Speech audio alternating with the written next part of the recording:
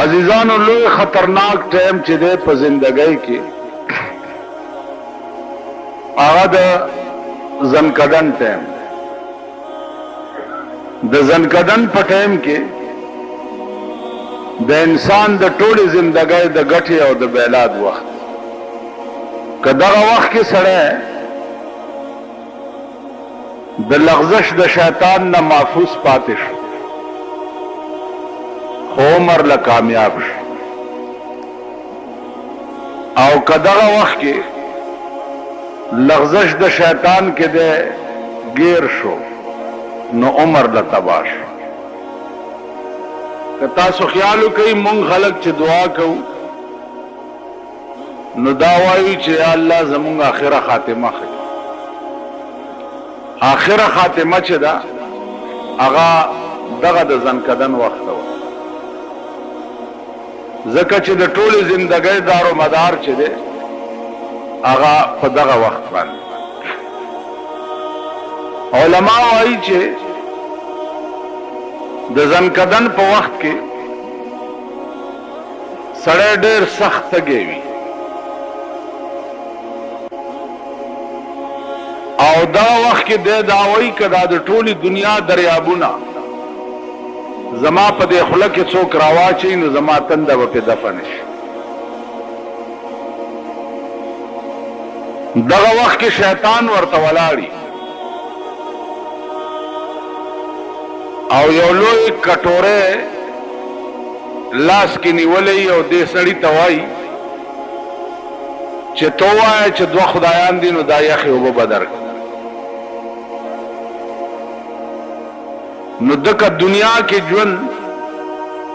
د ایمان په کمزورتیا کې تیر کړی وي نو د هغه وخت کې وایي چې دوه نه درې دي خدا اوبه راکړه. نو هغه کټوري کې علما لیکي چې اوبه هم نه وي د شیطان پکې متیازې کړي، هغه توی کی او ورته وایي چې عمر له مې د بیړه تباه کړه.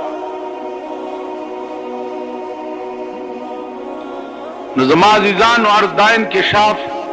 څنګه شوی؟ مولانا تھانوی رحمت الله علیه لیکلی چې یو بزرگ وفات کېده نو لوی لوی علما ورته ناست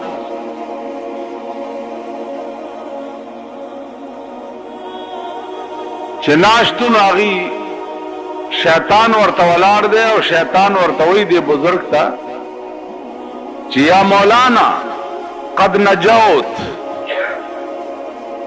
مولانا صاحب خلاص شوی رانا. اوس دا علما چې دی لګیا دي و اشهد ان لا اله الا الله واشهد ان محمدا عبده ورسوله. او دا سړی چې کوم مړ کېږي دی وایي چې لا لا لا لا. دا علما ریان شو چې یا الله مونږ شهادت وایو او دی وایي چې لا لا. د دې خدا معنا چې زه د الله د توحید اقرار نه کوم دا خو غرق شو. په دې کې د خدای شان او د دې سړي تبه وشلېده او حالت یې لږ ښه شو. چې ښه شو دا علما ورته وایي چې مونږ خو دې غرق کړو، مونږ درته کلمه شهادت ویلو او تا ویلې چې لا لا. بزرگ ورته وایي چې ما تاسو ته نه وی چې لا لا، تاسو سره جخت شیطان ولاړو. هغه راته وی چې یا مولانا قد نجوت، مولانا خلاص شوی رانه. وی ما هغه ته وی چې لا لا لا خلاص نه یم، مخکې ډېرې مرحلې پاتې. نو عزیزانو عرض مې دا و چې پته نه لګي د زندګۍ په انجام باندې چې زمونږ انجام به څه وي، مونږ سره به څه کېږي. آخر وخت کې به مونږ ته د ایمان دولت نصیب هم شي او که نه به شي. په دغه وخت کې که مونږ ته د ایمان دولت نصیب نه شو نو ابدالآباد دپاره هم بیړه تباه شوه، بیا به نه کېږي. که په دغه تمه یې چې د مرګ نه وروسته دا ساعتونه ماتونه در پسې چا وکړه را وکړه جوړ په دې به وبخلی شي، دا باته یې غوږ نه وباسئ، په دې نه کېږي. چې د زنکدن په وخت کې ایمان بیلې کدا ټوله دنیا در پسې څوک خیرات کی د یو کنجه کې عمره خیرات بنه در رسي خیرات هغه سړي پسې فایده کوي چې کم د ایمان دولت وګټلو د زنکدن په وخت او چا چې ایمان بیلو دو نو کافر د دنیا تیر شو کافر پسې خیراتونه کول څه سود نه لري نو عرض میں دا ہو چې توبه چې دا پدې کې تلوار پکار د ژوند پتن لګي استوي زل ازوان ما چې زما څخه د کوم به اخر کې و بیا توبه واس که قدرت داسې مرګ تا تراولي چې اکسیډنټ وکي لارای موټر کې روان او یو غړپ شي غړا سره در نساوتی د توبې توفیق درته نصیب نشي یا د هارت فیل شي روانه پلار اور دی ودری توبه ته چې برابرېږي بیا دې خپې اگرې تشي تاسو خیال را نو د دې وجنه چونکې د ژوند او د ساوتو پته نه لګي نو توبه کې چې ده تلوار پکار ده الله دې توفیق مونږ او تاسو ټول ته راکړي عزیزانو مرشو سره اوس د مرګ نه وروسته علما وایي چې د دې مړی دوه حالت دي کدی مړی ایمان تیر کړي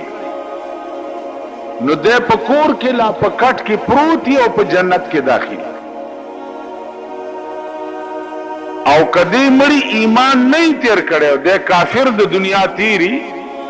نو دا مړی پکور کې پکټ کې پروتي او په جهنم کې داخلي بیا د کور چې روان کی نو په دې لار باندې مراحل دي څوکۍ دي وېدرې کم خو روان اخرت ته ځي پاسپورت شتا ویزا شتا دا غزه تیارې دي کړې دي وړاندې نه دی الته بندوبست کړې دي بیا د کور نه تر قبر پورې دا مراحل چې طے شي او بیا قبر ته یوس او په قبر کې کیږي قبر کې کیږي او خاورې په واړی او خلق ته روان شي خلق ته روان شي نو حدیث کے راضی جناب رسول اللہ صلی اللہ علیہ وسلم فرمائے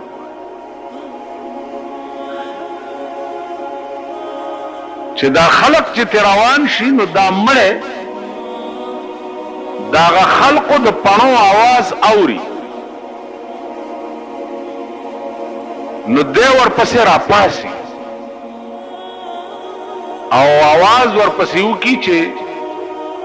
کم خوا روان یې او زم چرته پرې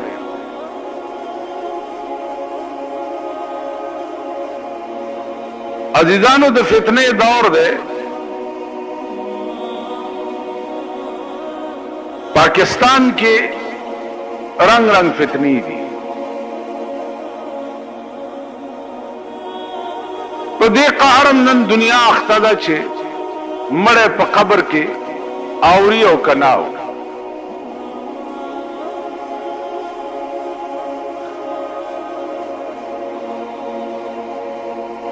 پیغمبر فرمایلی دي چې مړه په قبر کې اوري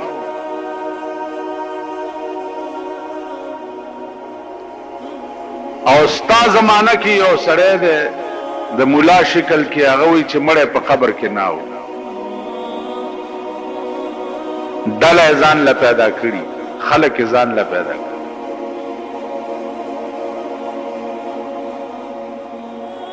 اوس د دې علاج څه دی د دې علاج چې دی هغه زنیما او نته د دې علاج چې دی د ملک صحیح قانون دی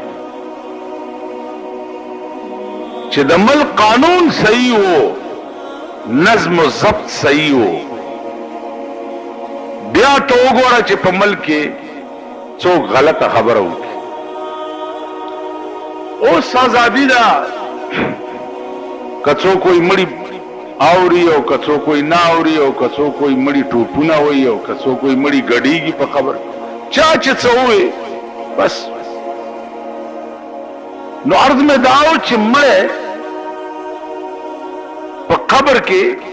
حدیث کې راغلی دي چې هغه आवाज د پڼو داو. بیا حدیث کې راځي چې رسول الله صلی الله علیه وسلم فرمایي چې خلق تلار شي نو آتاهم ملکان دو ملائکی ورته راشي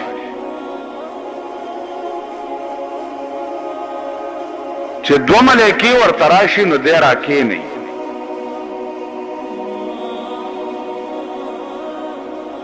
د دغه ملائکو دوه حالت ای یو حال دای چې په ډېر ښایسته شکل کې راشي یو حال دای چې په دومره بدرنګ شکل کې راشي چې سړی ورته وګوري نو داغه نړه بوټوزي. نیک سړی ته په ډېر ښایسته شکل کې راشي او بېدینه سړی ته په ډېر بدصورته شکل کې راشي چې کې نه نو اول تپوس دا کوي اول چې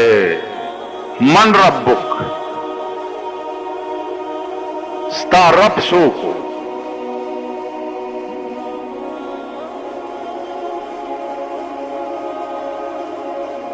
اوس که رب سره دې سړي سره تعلق ساتلی نو به وایي چې ربي الله وکړه.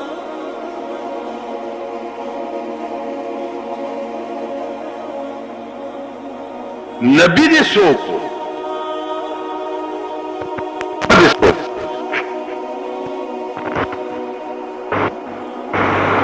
د دې مړي دوه حالت دی که دا مړی نیک وي نو پختن سره ورته وایي چې ربي الله زما رب الله دی زما نبی جناب محمد رسول الله کدا مړی بد وي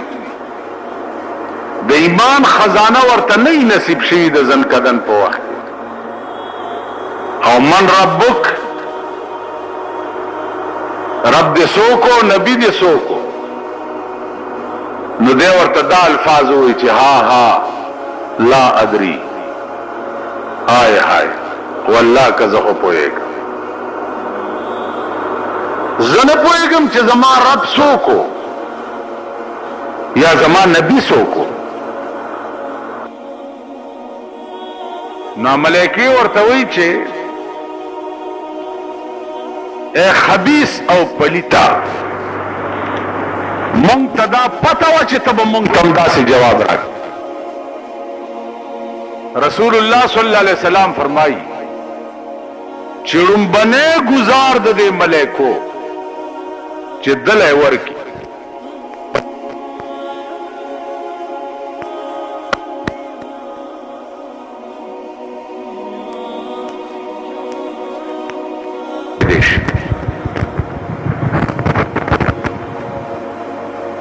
که تاسو خیال وکئ دنیا کې وګوره چې څومره ګزار تیزي دومره چغه تیزي الله دې امان راکړي چې دا به څومره سخت گزاري چې مشرق او مغرب کې چغه اورېدې کی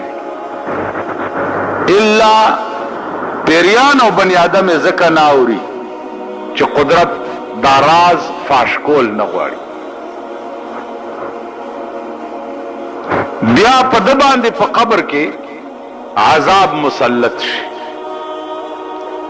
دا خواري چې ور سره ملائکې وکي نو عذاب په مسلط شي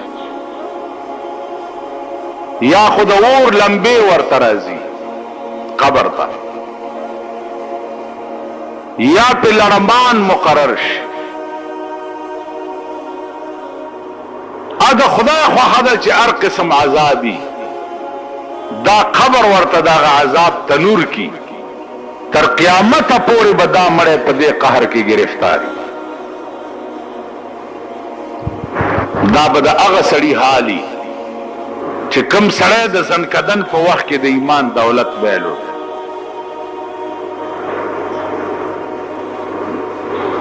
ایمان ګوره دا یاد لرئ، یقین او تصدیق ما جاء به النبی توای.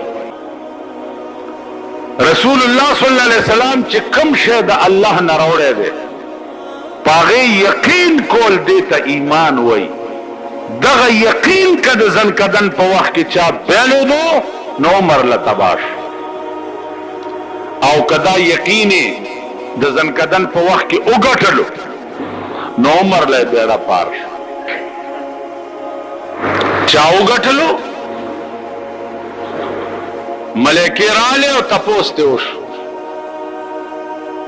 حدیث کې راځي چې د ملائکو سره د رسول الله صلی الله علیه وسلم تصویر وی. تصویر هغه تصویر دې مړی ته وخی ورته داسې وای چې ما كنت تقول في حق هذا الرجل، تا په دنیا کې د دې سړي متعلق څه خیال دې ته وګور. دې چې ورته داسې وګوري نو هذا محمد رسول الله وآمنا به، دا جناب محمد رسول الله دے او ما په دې ایمان راوړیو. ا تصویر تبو استداوی چې مونږ لیدل نه دي نو مونږ به تصویر څنګه پیژنو. عزیزانو دی دنیا کې پار سړی دا لازم دي چې هغه خصائل نبوینا د پیغمبر تصویر زده کوي. دا بس زده کوي چې د رسول الله صلی الله علیه وسلم لاسونه څنګه وو،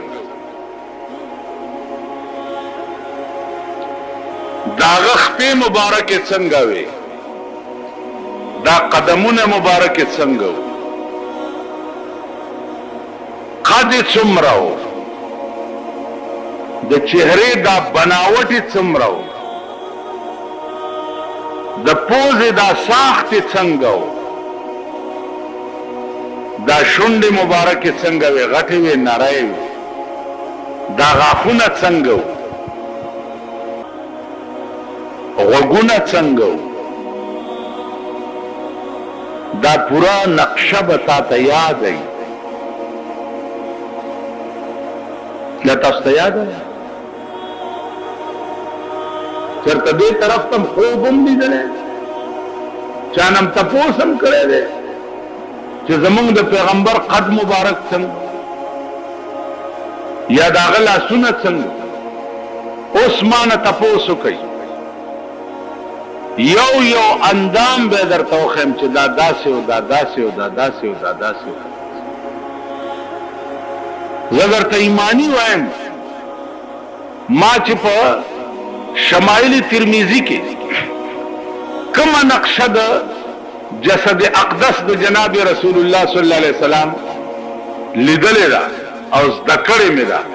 او مغه شی مې بیا په خوب کې وکړ. او دې طرف تم چرته تاسو راغلي، اوس چا درنه تپوس وکړو چې هلکه ستاسو د کلي د ملک سر څومره دی؟ نو درته یاد دی چې 3 دړی سر دی. ستاسو د کلي د چیرمن صاحب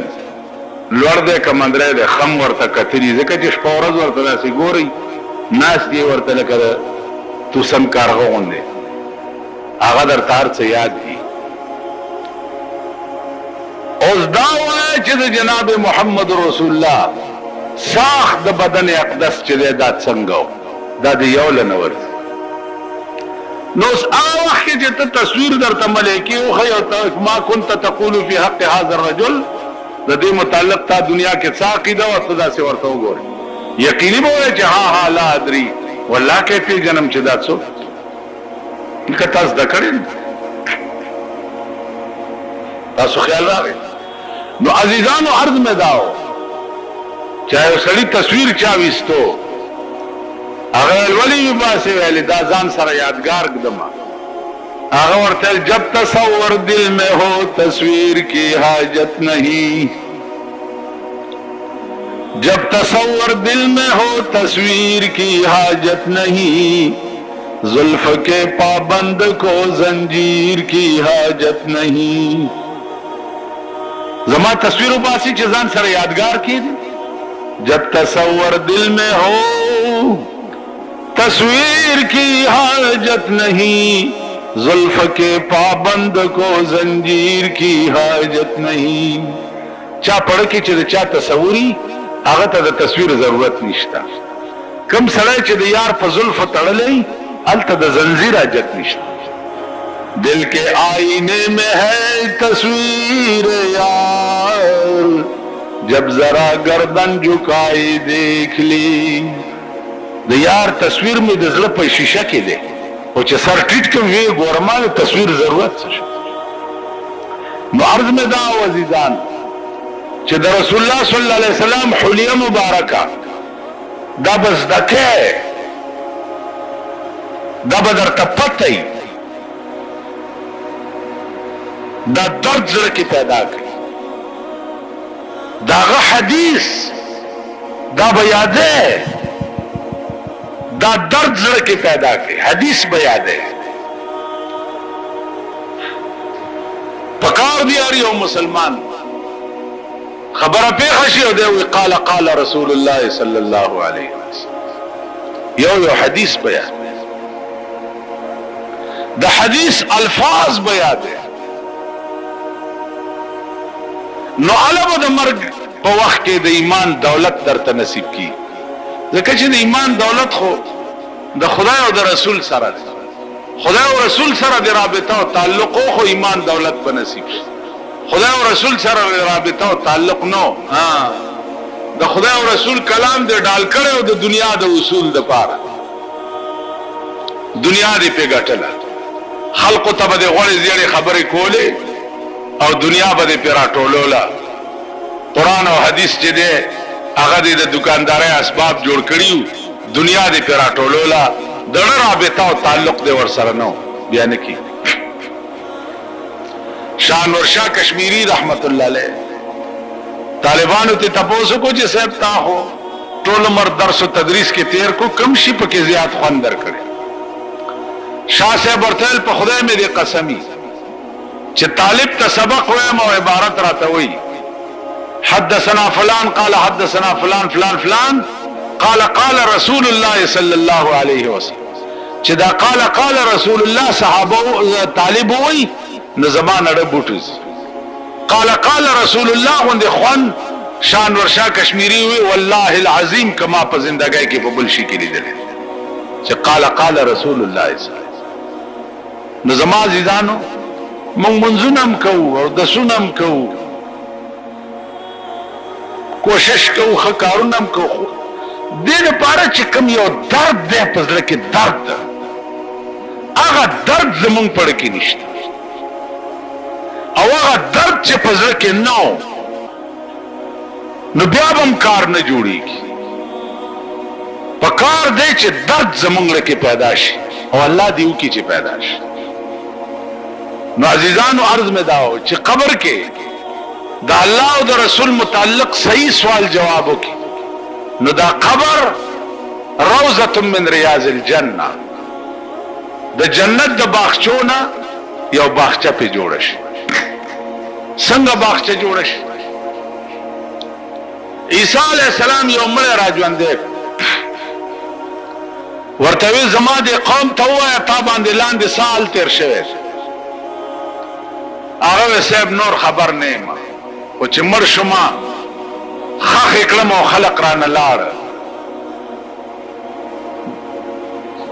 سکسان را الله سره سره ملاو کو نور را بیا نور را چاوي زستا منځ ما چاوي زستا روجای ما چاوي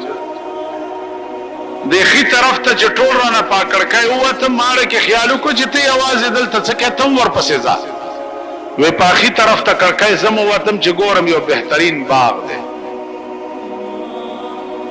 ولی پکې بیگی زدا ولی په غاړه کېناستم او دس مې کولو چې مانځه وخت دی. حدیث کې راځي چې سړی مړ شي او په قبر کې خښ کی هر ټیم چې خو په ده باندې د قبر وخت چې دی زیړی مازدیګري. یو جنۍ راغله او ما ته وی چې کاکا دلته منځونه نشته، بس دنیا کې دي چې څه کړي دي کړي دي او دلته مانځه. وی ما هغې له داسې ټېله ورکړه چې مونځ نه مې څنګه منې کې. وی د هغې غاړه کې هار و هغه وشلېد. وی راته وی چې اوس خو دې والله که پرېږدم چې دا هار دې ټیک کړی نه. وی د تار یو سر هغې ونیو او یو ما ونیو، ملغلرې م پکې پیرلې او خبرې م کولې. هار لا پیرلی شوی نو چې تا آواز وکړو او زه راووت. عیسی علیہ السلام فرمایل قوم ته چې د دې مړي 4,000 کاله وشو چې مړ شي. 4,000 کاله. نو په 4,000 کاله کې د خوشحالۍ وخت په داسې تیرو لکه چې یو ګنټۍ. دنیا کې وګورئ د خوشحالۍ وخت باندې سړی پوه هم نشي، او چې غم پې راشي اړه کې وایي چې تا خوشحال لا کله وي. نو قبر به داسې ځای شي. الله دې توفیق راکړي چې زمونږ قبرونه هم داسې شي. نو عزیزانو د توبې وخت کلاو دی، دروازه یې لرې ده. تاسو وایي د توبې دروازه توبې څه کوټه نه ده چې دروازه یې بندېږي او کلاویږي. قیامت په قریب کې به نور د دې ځای نه راخیږي دې طرف نه، چې قیامت شي نو بیا به نور د دې طرف نه راخیږي. خو دې طرف نه چې په کومه ورځ نور راوختو